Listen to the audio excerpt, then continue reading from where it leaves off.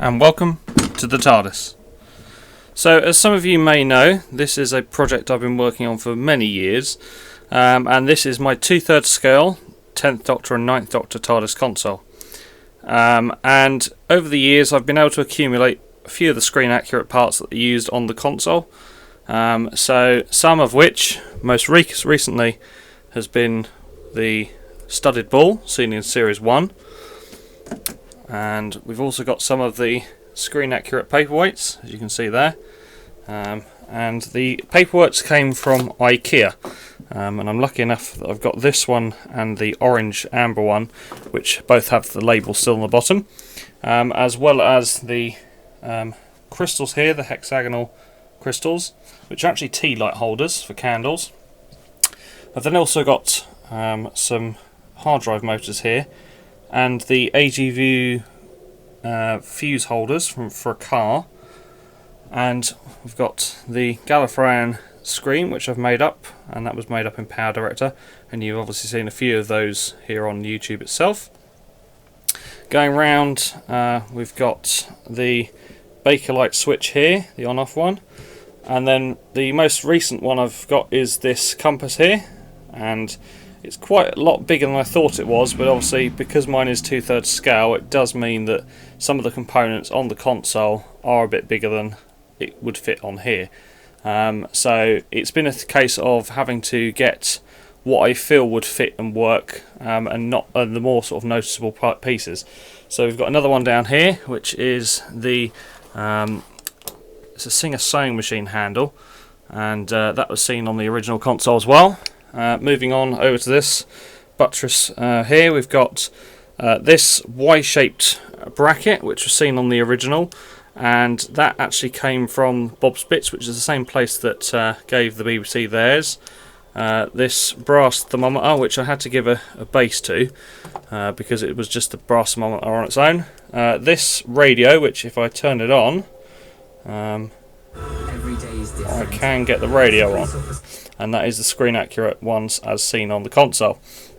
Moving over to these panels, again we've got another one of the crystals, as well as you may have seen a couple of these wheel spacers that are on the console as well. And just over here you'll see there are some Storm keypads and some more of the hard drive motors just down there.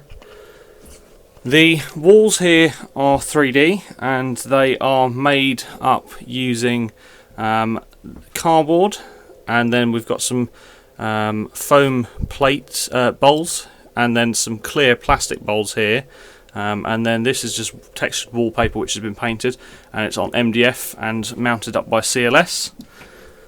And if we head around this way, you'll see there is the screen accurate trim phone as well, which is a GPO trim phone, and the rest of it is kind of either been parts that I've made to look like the original parts.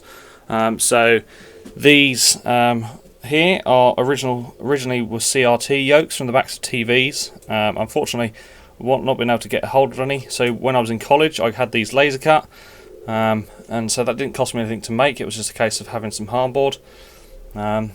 And the sight glasses, which I have found on eBay, but they are ridiculous money.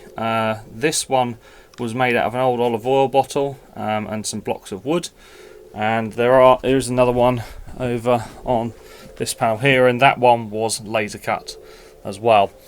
So the actual framework of the console, the buttresses here are made out of plywood. They're then clad with cardboard to be able to curve it round, and then it has Modrock on top and then expanding foam, and that was all painted. And then these rim sections, these are made out of hardboard and some other bits of timber, and were cut to shape and then had the holes cut out and then backed. So the rotor I still haven't been able to get moving. It's again made out of acrylic, and the rings inside were laser cut, and the tubes were bought and put into place as well, but I haven't been able to sort out a mechanism for that just yet. And the panels on here, the originals were made out of resin, and what I've done is I've used Perspex and I've covered them over in cling film to give it that distorted, cracked effect for it, as well as diffusing the lights. And the lights as well, they are powered by some LEDs, some RGB LEDs. So if I go onto here, I can turn the console into the paradox machine. I can change it back to the normal colour, and then I can go to sort of more of a bluish colour. I can go to green, and I can also get it to go onto disco mode. So we'll turn that back to there. What you'll find with the original console was that the lighting was originally used, was that there was a household bulb under each of the panels, and it had a gel filter that was put over the top. And between Series 1 and 2 they moved studios, and when they got into the new studios they got rid of the household bulbs, and then someone actually put a halogen bulb underneath and melted both the rotor itself and the crystal panels made of resin, which then had to be replaced, which you may have seen one of the old rotors up on Bonhams. And then when it moved to the Doctor Who experience, I think they reverted back to the household bulbs, but there were a couple of the filters, the gel filters, that had fallen out of place. And so if you watch The Doctor's Wife, you'll see there's a couple of scenes where you can see that one of the panels is actually just a normal white bright light.